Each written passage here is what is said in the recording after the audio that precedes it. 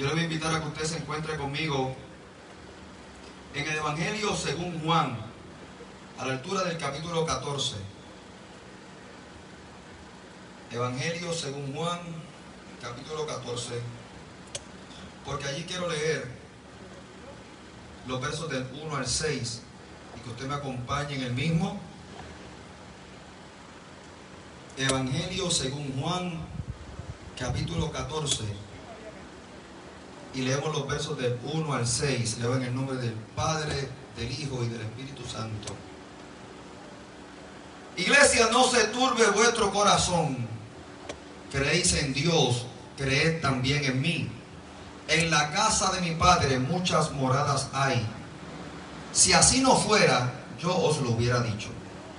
Voy pues a preparar lugar para vosotros. Y si me fuere y os prepararé lugar, vendré otra vez y os tomaré a mí mismo, para que donde yo estoy, vosotros también estéis. Y sabéis a dónde voy, y sabéis el camino.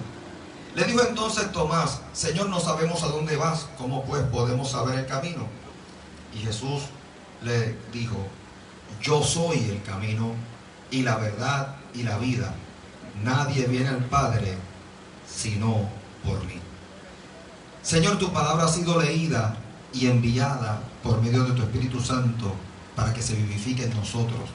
Entonces, que sea palabra que sane, palabra que enseñe, palabra que nos invite, palabra que nos impulse a vivir la fe. Palabra de bendición, palabra de cobertura, palabra que en el sentido práctico sea providencial para nuestra vida cotidiana. Que por medio de ella otros vean a Cristo en nosotros y que por medio de ella podamos vivir a Cristo diariamente. En el nombre poderoso de Jesús, amén, amén, amén. Mis hermanos queridos, hace poco yo estuve compartiendo con una familia que amo mucho, que tuvieron una gran pérdida, la pérdida de uno de sus miembros. Y hablando con su esposa, ella me llamó en medio de toda esta crisis y luego de que tuvimos los servicios funerales y la acompañamos durante el proceso, me decía una cosa que a mí me estremeció mucho, pero también le dije: son las palabras más hermosas y más importantes que yo he escuchado desde hace mucho tiempo. Esa mujer me dijo algo que no tiene que ver conmigo, pero que a mí me estremeció y lo celebré junto con ella. Tanto así que sirvió de inspiración para lo que voy a compartir esta mañana con ustedes. Me decía esa mujer: Ramón, yo tengo que buscar de Dios. Yo quiero regresar a la iglesia. Ramón, yo conozco de la Biblia. Ramón, yo he escuchado el Evangelio. Ramón, yo he servido. Pero yo necesito regresar otra vez a la iglesia. Yo necesito buscar de Dios. Y mire aquí lo que me dice, aquí lo que me estremeció. Ramón, yo necesito buscar de Dios porque yo quiero ir al cielo. Me dice esa mujer, mujer profesional, mujer con recursos, mujer realizada, mujer que tiene y tiene en abundancia, mujer que no le falta mucho en lo profesional, en lo material, en lo familiar, pero teniendo una pérdida, se da cuenta de una gran necesidad que tiene que volver a ser suplida porque no la tiene, y es buscar de Dios. Pero qué bueno que esa mujer está clara en el propósito de por qué quiere buscar de Dios. Y eso fue lo que estremeció mi corazón. Y por eso entendí que esas eran las palabras más hermosas que yo había escuchado de parte de alguien desde hace mucho tiempo. Esa mujer está muy clara de su necesidad y está clara de por qué quiere suplirla. Porque yo quiero ir al cielo. Oiga, ¿dónde están los que quieren ir al cielo? Gloria al Señor. ¿Sabe por qué? Porque ese es nuestro destino. Allí regresamos. Pero esta mujer también está haciendo una implicación, y es que poder ir al cielo está relacionado con buscar de Dios y adorar a Jesucristo. Entonces, si no se adora a Dios, si no se busca de Dios y nos postramos frente al señorío de Jesucristo, no podemos ir al cielo. Quizás podemos tener el anhelo, pero ¿qué estamos haciendo? para ir al cielo. Son dos cosas distintas. Porque preguntamos hace un momento, ¿cuántos anhelan ir al cielo?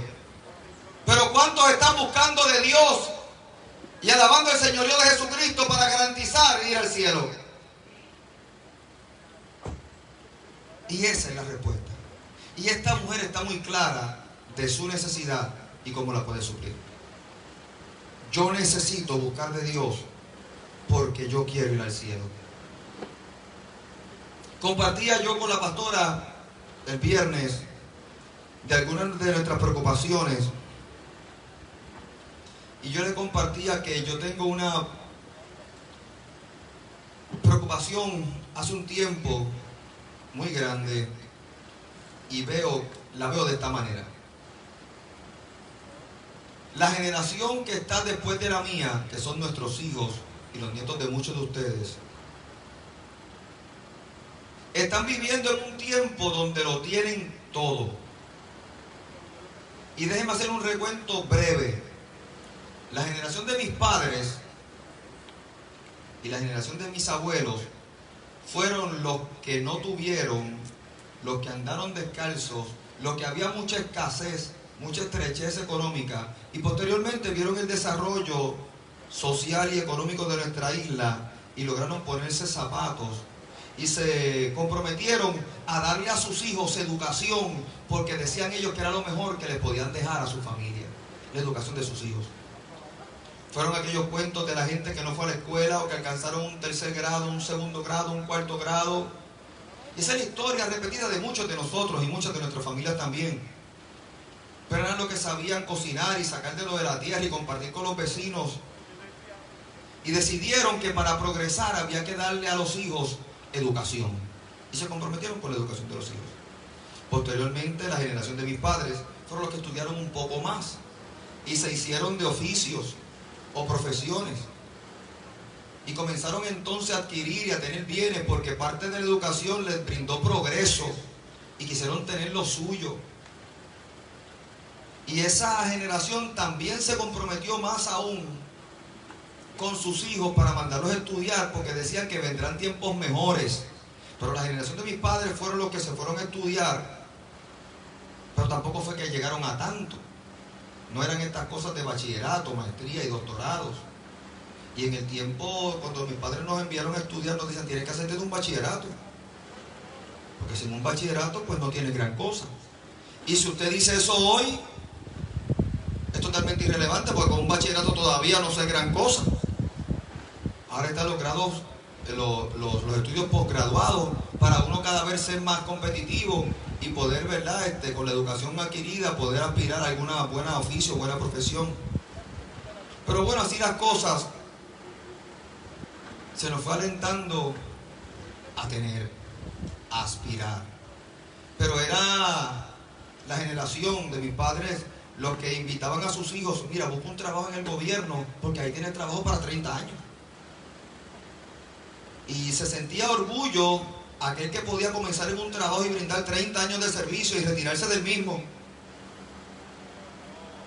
Sí, a los más jóvenes. Hubo gente que trabajó 30 años en la misma empresa y 40 también. Y posteriormente, esta generación a la que yo pertenezco fue la que vio a los abuelos descalzos, aquellos de alguna ocasión que le pusieron zapatos a sus hijos y le brindaron casi educación. Y yo soy de la generación que nos enseñaron a trabajar para por lo menos tener lo que tenemos. Y vimos el trabajo y el sacrificio de los padres. Entonces mi generación es la que, ya teniendo un poquito, le dan a nuestros hijos de todo. Y la generación de mis hijos no sabe lo que es el trabajo todavía, el sacrificio, pero sabe que tienen, porque todo les es dado. Saben que tienen. Mis hijos entienden que tienen. Y yo le decía a la pastora, como he compartido con otras personas, nuestros hijos no se dan cuenta que ellos no tienen. es que sus padres hacen el sacrificio para darles. Y ellos entienden que tienen, pero no tienen noción de dónde viene, de cuántas lágrimas cuesta, del sacrificio, del cansancio. No saben. Todavía no han pagado el precio para saber lo que cuesta. Sabe que les llega, que piden y se les da. Y sabe que espiritualmente eso tiene unas repercusiones, porque la generación que tiene, en vista de que entiende que no le falta nada, cada vez tiene menos necesidad de Dios. Piénsalo. En la medida que se tiene y se tiene en abundancia, menos necesidad tengo de buscar de Dios. Lamentablemente eso implica que para que algunas personas vuelvan a buscar de Dios, muchas veces es a causa o producto de una crisis. Y entonces es la crisis porque se ha perdido algo. En virtud de la crisis, porque hubo una pérdida de algo, entonces buscamos de Dios y levantamos la oración y nos ponemos la mano en la cabeza. Sin embargo, Dios no quiso que fuese así. Dios se entrega en la figura de su Hijo Jesucristo en un gesto de amor para que le aprendamos a conocer y nos volvamos a enamorar de Dios. Y decía yo a la pastora que el gran reto de nosotros es a que esta generación se enamore de Dios. Se enamore de Dios. Se enamore de Dios. ¿Sabe qué? Porque cuando usted va y comparte con gente que tiene necesidad, es drástico ver el amor por el Señor. Hay que ver a aquel que tiene necesidad cómo se acerca a Dios, porque es lo único que lo sostiene. Entonces, mis hermanos queridos, con eso en mente, yo quiero ir al cielo. Y yo quiero que mis hijos vayan al cielo también. Y yo quiero que tus hijos también vayan al cielo. Pero entonces, para ir al cielo, tienen que tener un encuentro con Jesucristo. Un encuentro del cual sea motivado por el amor y sean atraídos y seducidos por la obra redentora de aquel que los amó y que los creó. Que los lleva a reconciliarse con Dios y a rendir sus corazones a Jesucristo, aquel que es el autor y consumador de nuestra fe. Aquel que es el propiciatorio para nuestra libertad y salvación. Y en todo caso, para la vida eterna, donde entonces se nos garantiza que algún día estaremos en el cielo, porque esta vida es temporal.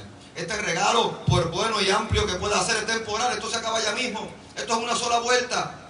Aquí no hay un rain check, aquí no hay segundas oportunidades. Esta es una sola vuelta que tenemos para este regalo que el Señor nos da de la vida. Y posterior a eso, en la eternidad, la garantía del cielo está en Jesucristo.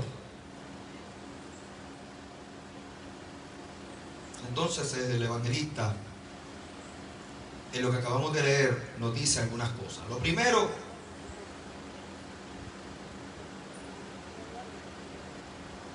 es que la relación con Dios es producto de la fe. La relación con Dios es producto de la fe. No se turbe vuestro corazón. Creéis en Dios, creed también en mí. Nuestra relación con Dios está fundamentada en nuestra fe en Él, en creer en Él y creerle a Él. Creer en Dios dice creer cualquiera. Creerle a Dios es descansar en su soberanía y en su voluntad. Creerle a Dios es abandonarnos en sus brazos. Creerle a Dios es ser obediente sabiendo que lo que Dios tiene para nosotros es inclusive mejor de lo que nosotros creemos que necesitamos. Es que su opinión es mejor. Es que Él cuidará de nosotros. Es que es un Dios de promesa. Y nuestra relación con Dios está fundamentada en la fe. Entonces nosotros tenemos que a nuestros hijos y a los hijos de nuestros hijos comenzar a infundir en ellos palabras de fe para que crean, para que le crean a Dios, para que se enamoren de Dios. Hay que conocerle. Y Dani decía cuando comenzó su experiencia devocional, que no es por solamente lo que Dios ha hecho por nosotros, sino por lo que Él es. Entonces tenemos que comenzar a hablarle a los nuestros de quién es Dios para nosotros, de cómo le hemos conocido. Oiga, y sabe una cosa, más allá de lo que diga la Escritura, que es cierto y es veraz, eso es acompañado con una experiencia nuestra, personal, que a lo mejor usted no tiene o a lo mejor usted no tiene todas las herramientas para explicar bíblicamente todo lo que allí dice, pero usted lo puede acompañar con una experiencia personal que nadie le puede quitar. Decía yo en una iglesia hermana hace unos domingos, ¿quién tiene más experiencia en electricidad? El que está estudiando electricidad, se leyó el libro y sabe los colores de los cables, o el que tocó el cable negro que estaba vivo. ¿Quién tiene más experiencia? Quizá el otro tiene más teoría, más fundamentos. Pero hay una cosa que el que lee no ha experimentado y que este sí, y esto es un curso rápido e intensivo. Este da corriente. Yo no he leído el libro, pero sé que el negro no lo toques. Así que ojo, el negro no se toca, porque da corriente. Y ese ganó experiencia que nadie le puede quitar. Tú habrás podido leer lo que has podido leer, pero yo te puedo decir por experiencia propia lo que viví. ¿Y sabe qué? Es tiempo de que nosotros con denuedo y pasión volvamos a hablarle a nuestros hijos de Jesús, de cómo le conocimos, de cómo se acercó a nosotros, de cómo fue esa experiencia redentora, porque es importante, ha sido importante para mí y sé que será de bendición para los míos. Lo entiendan ahora o no, porque al momento de la necesidad habrán de recurrir al Dios de nuestra salvación. Quisiera yo, queriendo yo, que no tenga que llegar la crisis para que se acerquen amorosamente a Dios.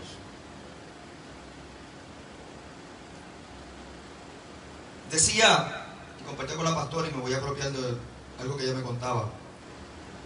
Nosotros a veces tenemos un disloque en las iglesias, y escúcheme lo que le voy a decir a ver si le hace sentido. Nosotros le ministramos a los niños en las iglesias. Tenemos programación para los niños en las iglesias. Le enseñamos a amar a Jesús cuando niños en las iglesias. Le enseñamos a Jesús, que es el mejor amigo, que es bueno, que es el Hijo de Dios, el que todo nos perdona, nuestro eterno acompañante, el amigo fiel. Entonces, provocamos que nuestros niños tengan una relación con Jesús hermosa y linda. Sin embargo, tenemos el disloque que una vez, cuando nuestros niños crecen, esa experiencia no la validamos. Se lo voy a demostrar. Usted puede ministrar a los niños de manera tremenda y enseñarles cosas acerca de Jesús, pero hay una experiencia subconsciente que no hemos podido conciliar, y es que en algún momento esos niños, cuando sean más grandes, tienen que recibir a Jesucristo como su Señor y Salvador y levantar la mano en algún culto. Entonces, el disloque es lo siguiente: le enseñamos a los niños a amar a Jesús, los niños son de Cristo, vienen amando al Señor, pero en algún momento particular los dejamos abandonados porque si no han hecho profesión de fe, entonces no le pertenecen al Señor. Piénselo, ¿se da cuenta? ¿Usted entendió lo que yo acabo de decir? Le enseñamos a nuestros niños acerca de Jesús, les ministramos el Evangelio conforme a su capacidad, pueden estar enamorados de Dios, pero en algún momento nosotros suponemos que si cuando grandes no han levantado la mano y le entregan el corazón a Jesucristo de manera consciente, no son del Señor. Y si no son del Señor, no van para el cielo. Y si no van para el cielo, van para el infierno. Entonces la pastora me comentaba lo siguiente, que ella una vez tuvo una conversación con su hijo, con Samuel, con Samuelito, con Samu, para ver cómo estaba la vida espiritual de su hijo. Oye, qué bueno tener un conversatorio de la vida espiritual de nuestros hijos. Claro que sí. Si hay diálogo de muchas cosas, y si lo más importante es la salvación del alma de nuestros hijos, ¿por qué no tener un conversatorio acerca de las cosas de Dios con nuestros hijos? a ver qué han entendido de Jesús. Y entonces, parafraseando lo que me decía la pastora, cuando se sentó a hablar con Samu, se lleva esta sorpresa, ¿verdad? De ella procurar cómo él ha entendido a Jesús, a ver si ha hecho profesión de fe en algún momento, a ver qué le está entendiendo. Y Samuel le dice lo siguiente: sí, mamá, estoy parafraseando, ¿verdad?, lo que me estuvo diciendo la pastora. Sí, mamá, sí, yo conozco a Jesús desde pequeño. Él es mi Señor. Yo adoro al Señor desde pequeño. Y sabe que esa contestación es excelente. De uno que si cuando de pequeño se le inculcó el Evangelio y aprendió a conocer a Jesús, ¿cómo ahora podemos poner en duda lo que él ha entendido acerca de Jesús? Pues es un joven que cuando niño conoció a Jesús y ahora cuando adolescente está afirmando que su relación con él sigue intacta. Gloria a Dios por eso. Pero fue producto de una plática, de una conversación necesaria de una mamá preocupada por la vida espiritual de uno de los suyos. Pues tenemos que ir a los nuestros, a ver cómo han entendido a Jesús.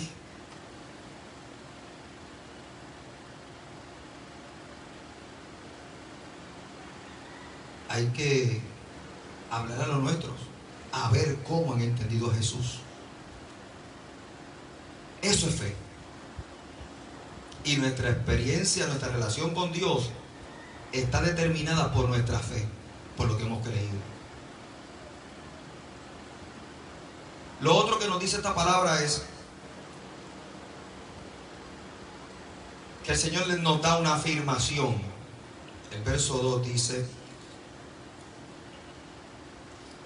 en la casa de mi Padre muchas moradas hay. Si así no fuera, yo os lo hubiera dicho. Voy pues a preparar lugar para vosotros. Eso es una afirmación. Hay morada para el creyente. En donde está el Padre hay espacio para sus hijos. En la casa del Padre hay morada para los hijos. Entonces es una afirmación que Jesús les da a los discípulos. Ojo, ya les dijo que hay que creer, la relación con Dios está basada y fundamentada en la fe. Pero ahora, para alimentar esa fe, les hace una afirmación. Y esa afirmación es una revelación. Jesús le está revelando algo que ellos no conocen, pero que Él conoce, porque Él fue el que descendió del Padre y ha estado en las alturas. Ha estado con el Padre. Ha estado en el trono. Y de lo que conoce, nos vino a revelar a nosotros que no conocemos. Entonces esa afirmación es producto de una revelación de parte del Señor de lo que hay en el cielo. En la casa de mi Padre hay morada para ustedes. Y yo me voy a encargar, yo, de prepararlo. Y yo me voy a encargar de que haya espacio para ustedes. En el cielo, Jesús está preparando lugar para nosotros. Oiga, ¿quién dice amén a eso? Hay lugar en el cielo para nosotros. No porque nosotros lo merezcamos, es porque Jesús lo fue a preparar. Es porque Jesús lo fue a preparar. Es porque Jesús es el autor y consumador, es el que le da sentido a nuestra fe. Porque creyendo en Él, entonces tenemos lugar en el cielo. Y se trata del cielo. Tercero, el verso 3 nos dice: y si me fuere y os prepararé lugar, vendré otra vez y os tomaré a mí mismo, para que donde yo estoy, vosotros también estéis. Lo primero que le dice es que la relación con Dios está fundamentada en la fe. Hay que creer y creerle. Hay que creer que Jesucristo es el Hijo de Dios. Hay que creer que es la encarnación del Dios del cielo, que provino del trono del Padre y que es Dios mismo. Lo segundo que le dice es una afirmación, producto de una revelación divina, de que lo que hay en el cielo, conozcanlo ustedes que es la tierra. Hay morada en la casa del Padre, para regresar al seno del Padre, a la recámara del Padre. a la mansión del Padre, al aposento del Padre. Y tercero, ahora le comparte una promesa. El que tiene fe para afirmar el señorío de Jesucristo en su vida y que por medio de Jesucristo es reconciliado con Dios, entonces puede recibir y atesorar la promesa. Pero hay que tener fe primero, porque si usted no tiene fe no puede atesorar la promesa, porque no la entiende, porque no le hace sentido. Pero ahora comparte una promesa que es la siguiente: yo vuelvo, y vuelvo por ustedes, vendré otra vez, y vengo y los tomaré conmigo, me los llevaré conmigo, los tomaré para que donde yo estoy, ustedes también estén. Oiga, es el deseo de Dios encarnado en Jesucristo, que la salvación la podamos vivir con la esperanza de que algún día iremos al cielo, de donde una vez salimos para morar eternamente con el Padre. Eso hay que conocerlo y eso hay que anhelarlo. Oiga, ¿y sabe por qué es una promesa? Porque al que se le promete, espera. ¿Quiere experimentarlo? Dígale a su hijo o a su hija que usted le promete una bicicleta si saca buenas notas. Porque tiene un regalo si tiene alguna cosa. Prométale algo. Mire, prométale al pastor que usted le va a pagar un viaje si lo pastorea bien. Prométamelo. ¡Ja! Me mudo para su casa, para que tenga, mire, cobertura pastoral 24, bueno, 10 horas, 2 días a la semana. Porque tampoco es que me voy a fajar mucho. Sí, pues entonces abusan. Págame el viaje. Estás protestando ahí tanto, no ministrándote ahí la palabra de poder. Y vas a regatear por eso con tu pastor.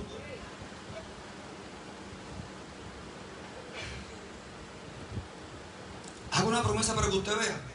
Porque el que está a la expectativa de la promesa, espera ese cumplimiento. Espera ese cumplimiento. Pero ¿sabe lo que le da sentido a la promesa? Conocer quién te promete. Conocer quién es el que te está prometiendo. Porque usted no recibe promesas ni igual de esperanza de cualquiera. Porque puede pasar un extraño por ahí y decirle a los hijos nuestros: si te portas bien yo te regalo tal cosa, y no le va a hacer sentido porque no conoce, porque no sabe la relación que hay con esa persona. Entonces no importa. Pero la promesa hace sentido si sabemos quién nos las hace. Por eso es que es producto de la fe primero. Y tenemos que conocer que Jesucristo es el Hijo de Dios, que Dios quiere reconciliar al mundo consigo por medio del sacrificio de la cruz del Calvario que hizo su Hijo amado Jesucristo. Y en virtud de eso recibimos promesa, y entonces a nosotros nos hace sentido, la podemos atesorar, pero vivimos con la esperanza del cumplimiento de la misma. Vamos para el cielo, para esa morada. Yo no sé tú, pero una de ellas está ocupada y tiene mi nombre. No porque yo sea muy bueno, es porque si lo prometió cumplirá, y yo quiero ir al cielo. Gloria a Dios. Una tiene mi nombre y es una villa. Porque es una promesa hermosa. Y yo quiero ir al cielo.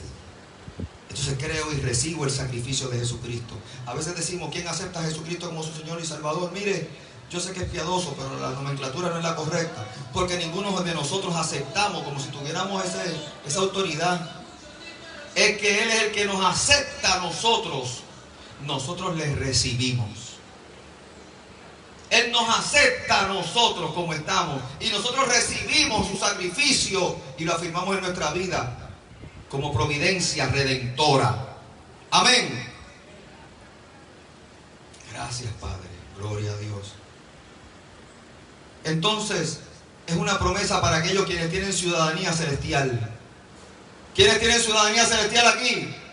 Gloria a Dios. De ahí salimos y hacia allá regresamos. Oiga, usted sabe que hay gente que dice que quieren ser enterrados en su tierra. Cuando pasamos por momentos dolorosos, a veces tenemos que tomar una decisión, y si nuestro familiar querido muere lejos, pues hacemos los trámites para para que sea enterrado en su tierra con los suyos. ¿Por qué? Porque eso tiene un simbolismo. Hay una experiencia simbólica poderosa. Él murió allá, pero pertenece aquí. Yo he dicho, el día que yo muera, si muero en Fajardo, que me entierren en Mayagüez. Y si muero en Mayagüez, que me entierren en Fajardo. Pastor, ¿por qué? Por nada, para fastidiar. Para que se vayan conmigo. Para que se den ese último viaje. Entonces, allá están diciendo, Señor, reprende. Es que este grupo de aquí es difícil. Pero hermanos queridos, a fin de cuentas es una experiencia de carácter emocional, pero es poderosa, tan poderosa que ese último cumplimiento se le concede inclusive a la familia que puedan traer los restos, porque pertenece a este lugar. Porque aún los restos no los queremos dejar en tierra extraña. Esa dinámica se da a nivel subconsciente. Pues ¿sabe qué? Los que han creído en Jesucristo, que nos entierren allá arriba, en el cielo. Porque allí está nuestra patria eterna. Porque allí está nuestra experiencia divina, nuestra ciudadanía celestial. Y si de allí salimos, allí regresamos, porque el cielo es donde esté el Padre. Y donde no esté el Padre, no es el cielo.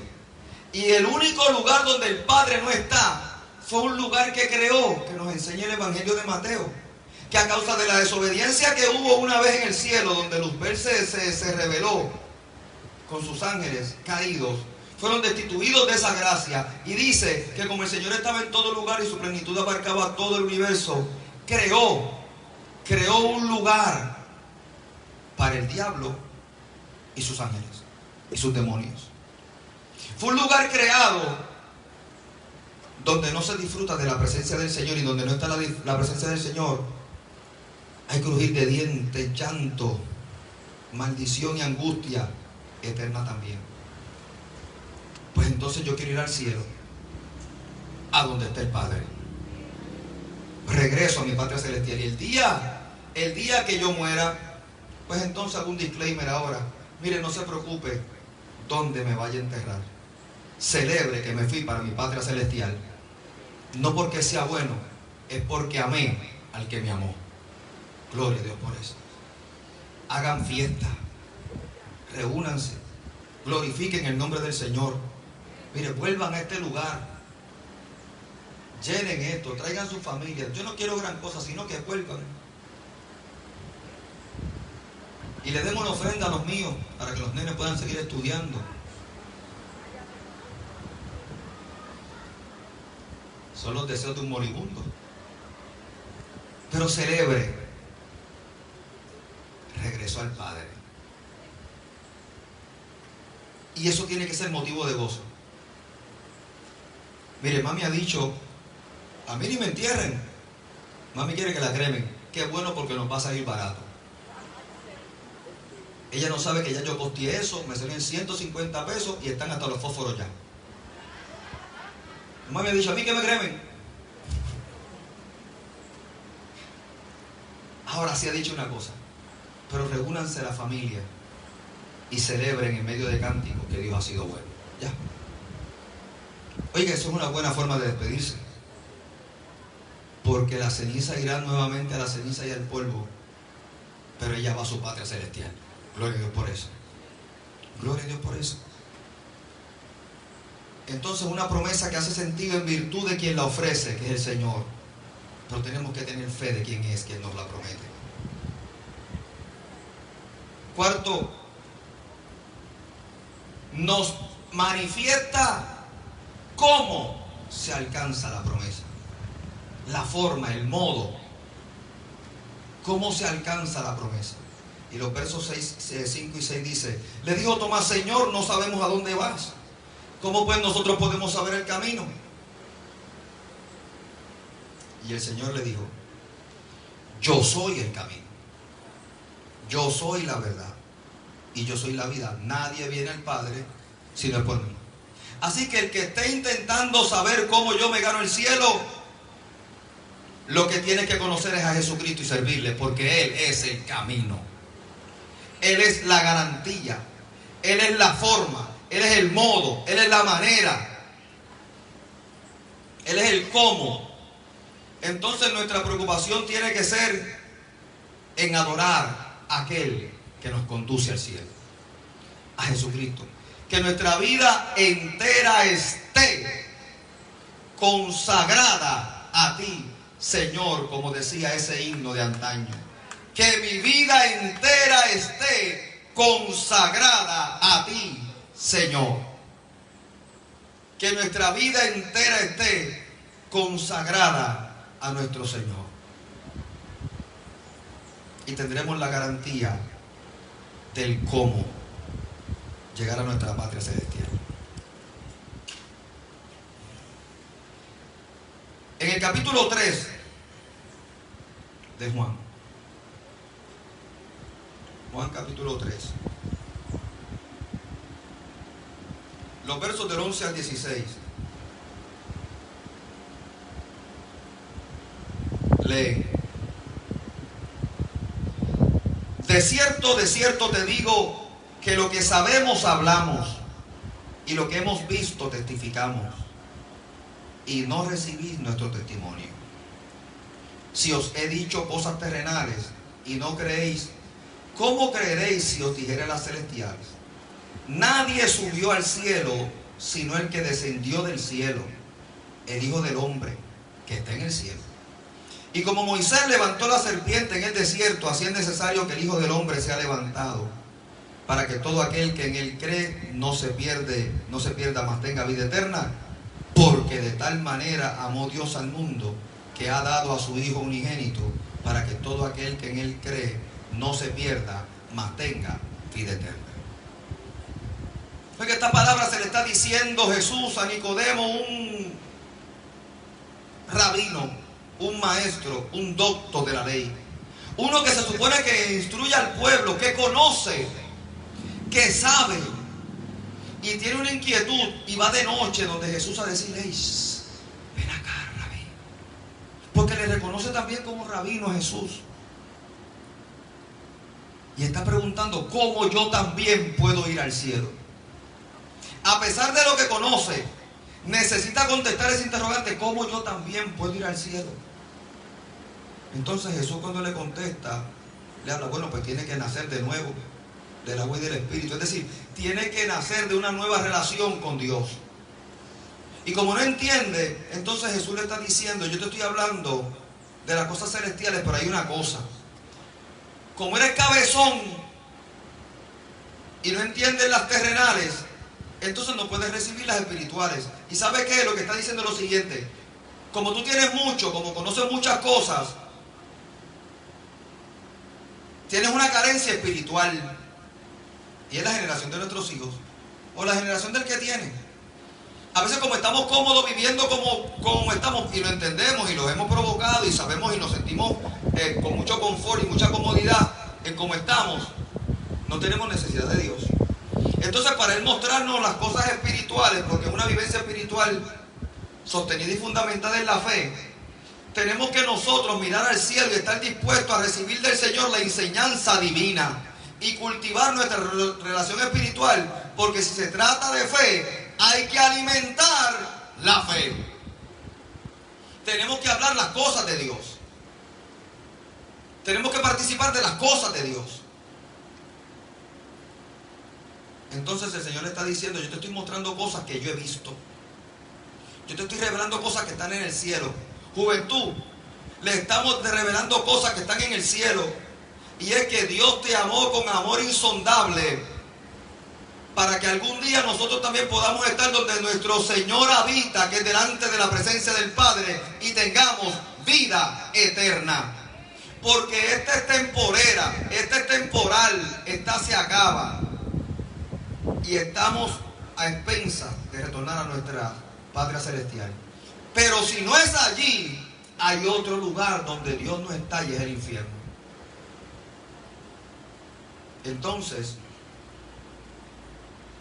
esta palabra nos enseña que Dios ha planificado de antemano que tengamos promesas Es que Dios ha planificado que la obra de Jesús sea para nuestra redención, para nuestra bendición, para nuestra libertad, para nuestra sanidad, para nuestra prosperidad, para nuestra eternidad, para propiciatorio nuestro. Es que Dios hizo planes y los planes incluían entregar a su Hijo. Dice esta escritura que los planes de Dios incluyó que dio a su Hijo unigénito. Lo entregó, lo puso por nosotros, la vida suya por la de ellos. Y eso es un gesto de amor magnífico, grande, insondable, que no lo podemos entender, pero lo podemos recibir por fe.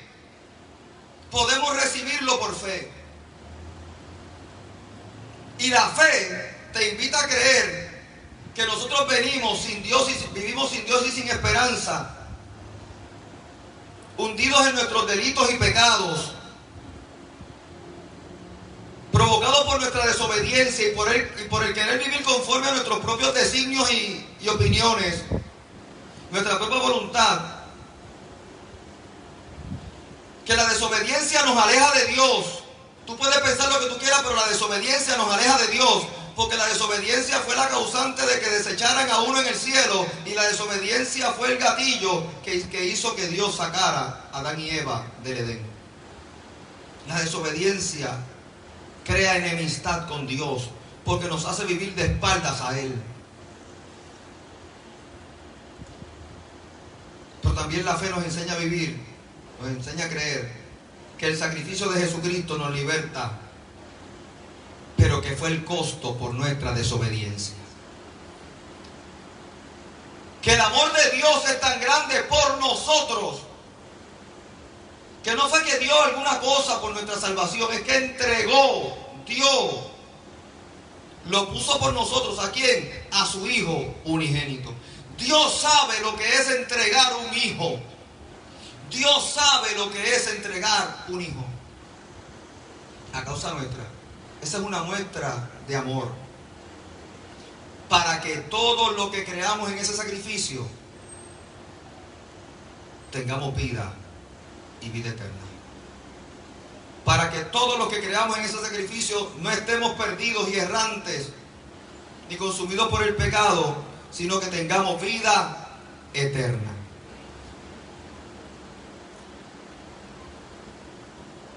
Entonces nos mostró el camino y nos mostró a Jesús.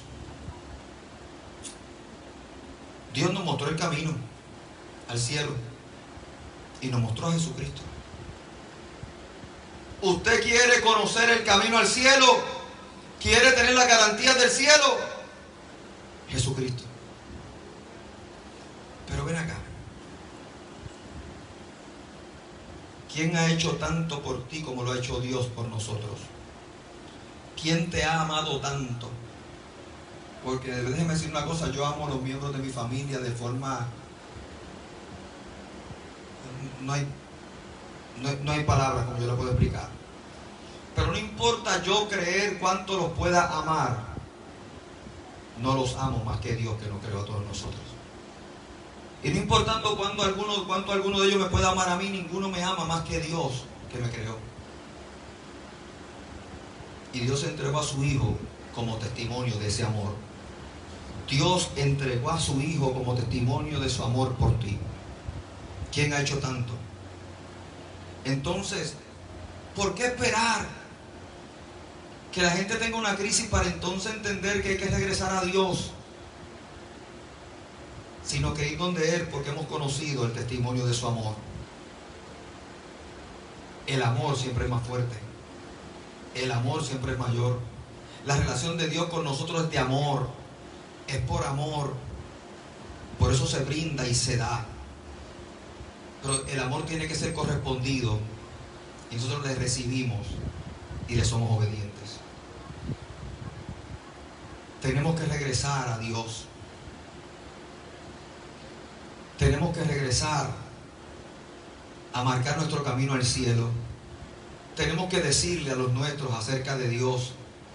Tenemos que levantar una generación que ame a Dios Yo doy gloria a Dios por los jóvenes de nuestra iglesia y por la generación que va subiendo, por la niñez de nuestra iglesia. Pero hay que seguir levantando hombres y mujeres que aprendan a amar a Dios, a servir a Dios, a servir al Señor en espíritu y en verdad, con pasión. Yo he dicho en un sinnúmero de ocasiones, yo no sé dónde moriré, cómo moriré, pero sé que lo haré glorificando al Señor. De eso estoy seguro. De eso estoy seguro. Y me abandono continuamente en sus brazos para que me mire con misericordia. Hay que hablarle a otros del amor de Jesucristo. Es urgente, es meritorio, es necesario. Porque en una sociedad donde tenemos de todo, se promueve el que cada vez tengamos menos necesidad de Dios. Entonces no hay que cultivar la vida espiritual. Pues tenemos que rescatar el mensaje de aquel que es el autor y consumador de nuestra fe para que crean y le sirvan. Para que crean y le sirvan. Hay que regresar a sus pies. Hay que regresar allí, a la altura de sus pies, donde nosotros nos arrodillamos y sometemos nuestra voluntad. Porque el sacrificio de Jesús por amor es sacrificio porque le costó. Si no le cuesta, no es sacrificial. Y Jesús estuvo en un momento particular, que fue el Getsemaní, donde tuvo que decidir si me entrego finalmente por esta gente o no. Porque el Padre está empeñado en que yo me entregue por ellos. Pero valdrá la pena que yo me entregue. Y Jesús en el Getsemaní sufrió y lloró y gimió y buscó compañía y se deprimió y se entristeció. Y allí estaba emocionalmente comprometido. Pero después de ir delante de la presencia del Señor, salió convencido de que cumpliendo en obediencia los designios del Padre, iban a ser de bendición para los hijos del Padre y para Él. Y se entregó. Y se entregó. A Jesús no lo apresaron. Jesús se entregó. A Jesús no lo mataron. Jesús se entregó. Es distinto. Es un acto sacrificial. Y yo quisiera que hoy renovemos esos votos con Dios. Y si hay algún joven que puede estar de pie, mire, venga acá al frente porque vamos a orar por usted. Si hay alguna persona, mire, que vaya a renovar esos votos con Dios, puede estar de pie, puede estar aquí al frente. Si eres tú que estás a la distancia, nos puedes escribir ahora mismo. Renueva tus votos de fe con el Señor. Recibe a Jesucristo como tu Señor y Salvador. Escríbeme por ahí: pastor, yo quiero ir al cielo. Pastor, yo quiero ir al cielo. Pastor, yo quiero ir al cielo. Ponte de pie si eres tú de los que quieres ir al cielo. Vamos a renovar nuestro pacto de fe. Vamos a reconocer el señorío de Jesucristo. Vivimos de su sacrificio, le entregamos el corazón porque yo quiero ir al cielo. ¿Quién dice amén, iglesia? Mientras entonamos este cántico y nos hacemos uno en una palabra, mire, salga de su vehículo, póngase en pie y vamos a entonar diciendo esta gran afirmación. Amén, iglesia.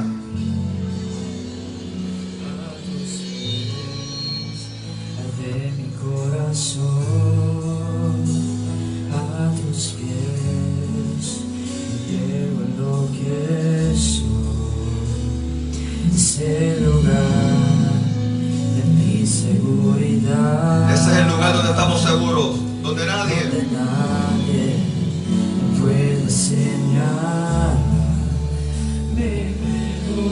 Oigan, nos perdonó. Nos perdonó, nos perdonó, nos perdonó, nos perdonó, nos perdonó. Hoy me postro a adorarte. Decimos: no hay lugar más alto, más grande que estar a tus pies, que estar a tus pies. No hay lugar más alto,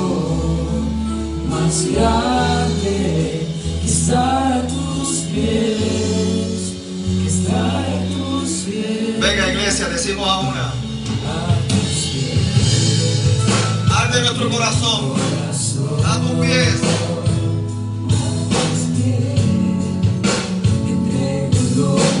Ese es el lugar de mi seguridad. Donde nadie me puede señalar, porque no hay condenación para los que están en Cristo Jesús. Y me acercaste a tu presencia, me levantaste, y nosotros hoy nos postramos a adorarle. Decimos que no hay lugar. Escríbenos por ahí, dinos: pastor, yo quiero ir al cielo. ¿Dónde están los que quieren ir al cielo esta mañana? Oh, gloria a su nombre. No hay lugar más alto, más grande. No lo hay. Venga, decimos. Oh, y allí yo permaneceré, porque mi ciudadanía celestial es eterna, porque pertenecemos a donde Dios está, y ya tenemos postrados delante de Él, reconociendo su señorío. ¿Dónde? Iglesia, alaba a tu Dios, porque es bueno allí.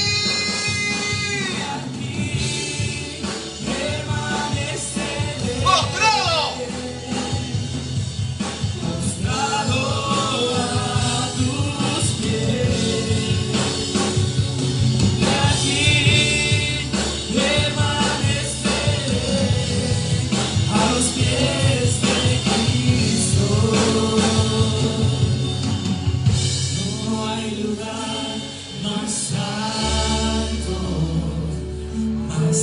Más grande. Estar a tus pies, estar a tus pies, no hay lugar más alto, más grande. Estar a tus pies, estar a tus pies. Alabanzas a su nombre. Mire, levante sus manos al cielo y glorifique a su Dios.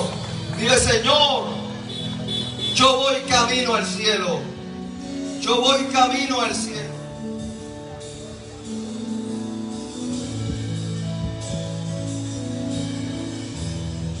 Yo voy camino al cielo. Yo voy camino a ese encuentro eterno que fue gestado en el corazón del Padre y garantizado por su Hijo Jesucristo.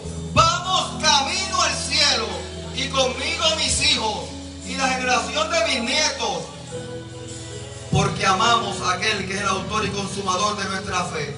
Porque nuestra relación con Dios se trata de fe, de creer y de creerle, de descansar en Él, de glorificar su nombre. Iglesia, es tiempo de hablarle a los nuestros de las bondades, del favor, de la misericordia, de la bendición, de la gracia manifestada por el Padre por medio de Jesucristo. Es la garantía de que estemos en el cielo algún día. Mientras tanto, estamos en el camino, en esa verdad que es Cristo Jesús, sirviéndole, amándole, porque ya Él pagó el precio, porque nos sacó del lodo cenagoso, porque es bueno, porque es fiel, porque no falla, porque nos miró con ojos de amor y fue tras nuestro rescate. Hoy nos alcanzó, ¿sabe? Nos alcanzó cuando estábamos perdidos, desubicados. ¿Sabe qué? Nos buscó y se nos paró de frente y me dijo: llegué.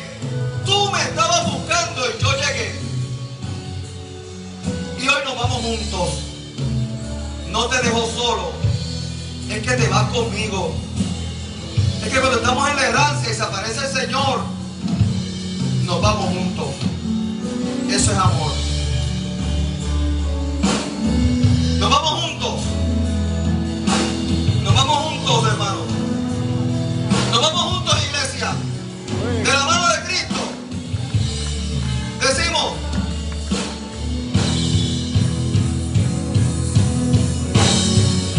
venga. Y allí estaremos, allí permaneceremos. Venga, con fuerza, iglesia. Qué bueno que estén acá esta mañana. Dios les bendiga, Dios les guarde. Qué bueno.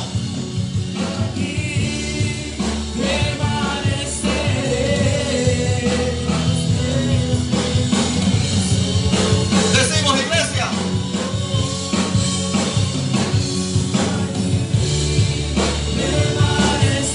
nuestra casa, nuestros hijos, camino al cielo.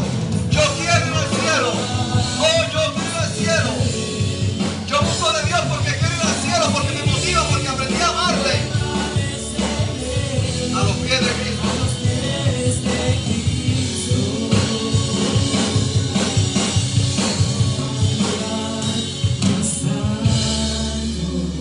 Hay muchos lugares, ninguno más alto, más grande, ni más seguro que sus pies.